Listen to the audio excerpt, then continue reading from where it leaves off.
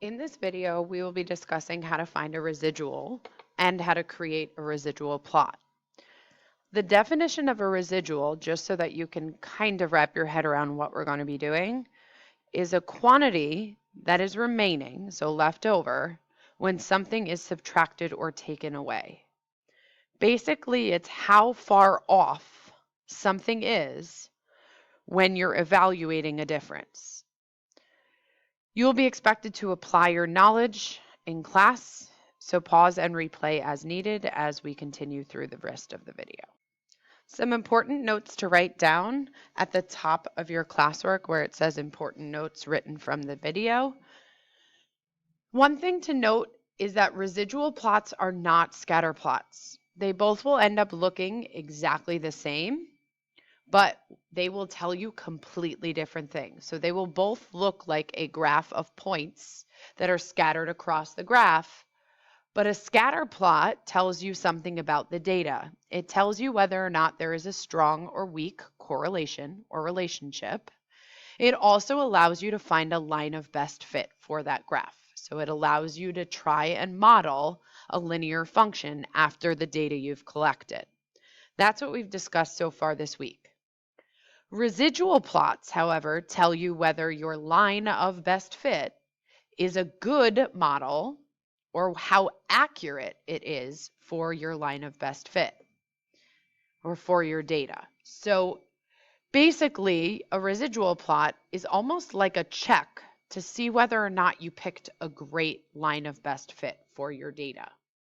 Just as a reminder on how to find a line of best fit or linear regression, you need to go to, whoops, there's a typo, let's fix that, stat, and then you're going to go to edit. You're then going to put the X values of whatever data set you're using in the L1 column, and you're going to put the Y values in L2. Then you're going to return back to the stat button, push calc, and go to number 4, which is linear regression. The A and the B value will help you write your equation. If this isn't working, please reset your calculator. That will help you be able to fix whatever issues are happening. For today, round everything to the nearest 10th so that you can utilize the best residual at the end of class or at the end of this video. So far you should have hopefully written down some notes on what the difference between a scatter plot and a residual graph are in this box over here. And I'm just going to quickly read through the steps that we're going to go through in this video. So the first step is you need to, like I said, find your line of best fit by putting your data in the calculator underneath the stat button. Once you've done that, then you need to use your equation that you get from the line of best fit, and you're going to put it into y equals. The y equals will then let you get the actual predicted y values for this set of data. I will go through that, but for now, please go to the stat button, put in your x values, which are right here, into L1, and then you're going to put your y values into L2. Please pause the video so that you can get your line of best fit. Once you have your line of best fit rounded to the nearest 10th, please replay the video. Hopefully, when finding the linear regression, you were able to find the line y equals 1.9x plus 51.4. This is from putting this into L1, this into L2, going back to stat, calc, and you wanted to calculate the linear regression. Your A value should have been 1.87 something, which would have rounded to 1.9. And your B value should have been 51.4 something, which would have rounded to 51.4. I then wrote it as a linear function where A is my slope and B is my y-intercept. So now what I need you to do is pick up your calculator and type this equation into y equals. Once you have this into y equals, you want to change your table set, so second window up at the top, so that you can have it count by 0.5s. So you want where it says table start to say 0, and you want that triangle table, which is how it counts, to count by 0.5. Please fix that now and then go to your table. Pause the video if you're not ready to continue. If you are ready to continue, then please play on. So right now in y equals, you're going to want to look at 8.5 and see what y value our line of best fit is giving us. Hopefully, you're able to see that 67.6 is the y value that they're giving us. And then you're going to look at 9 and see that they're giving us 68.5. Continue this process and make sure that your y values match. Pause the video, fill in your table using your line of best fit, and once you're ready, you can push play. Now that you've filled in your column, hopefully your y values from your line of best fit match mine. If they don't, please pause the video and fix them. So at this point, now we have x values that we were given from our data, y values that we were given from our data, and y values that were created from our line of best fit. So remember, a residual is how far off is our data from our line of best fit. And in order to find the difference, we need to be thinking that we're going to use subtraction. So what I'm going to do to find the residual for 8.5 is I'm going to take 66 and subtract 67.6. I'm going to subtract each of these values.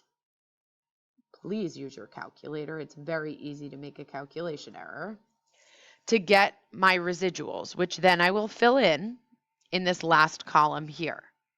Order does matter. Make sure that you are subtracting 66 minus 67.6. Make sure that first column goes first. Please pause the video, fill out the last column, and then come back to check your answers. Now that you've subtracted the original y value by the new y value that was created from our line, we should be able to see that all of our residual values are listed and they match what is on my slide here. So check your answers, pause the video, notice how some are positive and some are negative.